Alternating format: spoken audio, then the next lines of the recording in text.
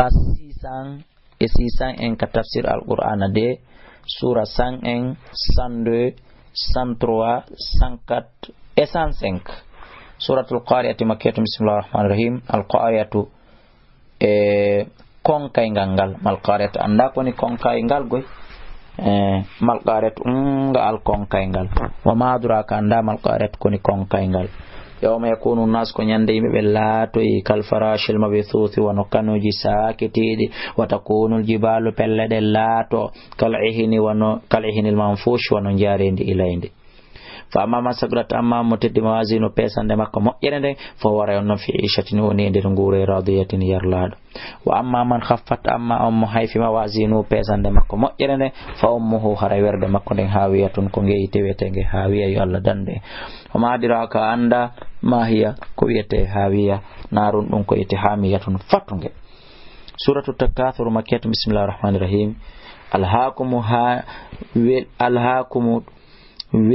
alhaakumu maapini on attakathuru folondirgol fi jawle ɓiɓɓe hatta zurtum ha on juuroyki almaqabira kaburuji ɗin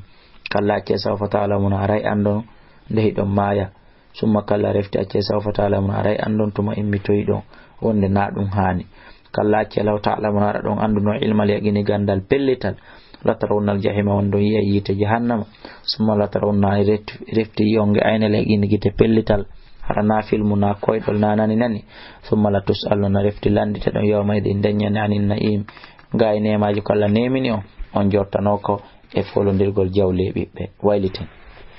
suratul asri makkiyatun bismillahir rahmanir rahim Allah dali wal asr mi wondiri julde alansara innal insana andeno neɗɗo la fi khusurin woni nder perdi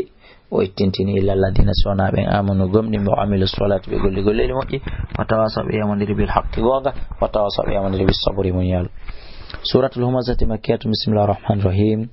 waylun bone wodani li kulli humazatin wonande kala humƴotoɗo goɗɗo lumazatin aybinowo goɗɗo alladhi on jama'a malan muɓindirɗo jawle wa addada wimo konta ɗe kontito yahsabu mo sikka anna mala wonde no jawdi makko ne akhlade o ndi luttina mo kaduna kalla yo accude la yumbadanna wallahi o feroyte fil hutama e nder yite wetenge hutama wa ma adraka anda non goymal hutama ko wete hutama ɗum narullahi ko yite Allah almogadatu huɓɓange duuɓi guluje tati qissa janono ɗon Allah tingen tattaliu ngeno ƴellito alal afidati hoore ɓerɗe heferaɓen inna no yite ngen alayhim e dow maɓɓe musadatun ko nge sokkange fi amadin e nder tugale ma tiyoji mumaddadatin fontiɗi suratul fil makkiyatun bismillahir rahmanir rahim Allah dal alam tara yal kayfa fa'ala rabbuka konno jomma gollidiri bi ashabil fil yimɓe ɗi mawdi alam yejale o waɗano kaydon pewje maɓɓe ɗen fiyata dolilin e nder mere wa arsala wurti alayhim e dow maɓɓe tayran colli ababila tiwe tarmimi ɗi bugoɓe bi jaratin kaje min sijjilin tarmimi ɗi bugoɓe bi jaratin kaje min sijjilin yiwde ka koseyite fajalam on waɗiɓe fajalam kanko Allah waɗiɓe ka asfin makulin wana furon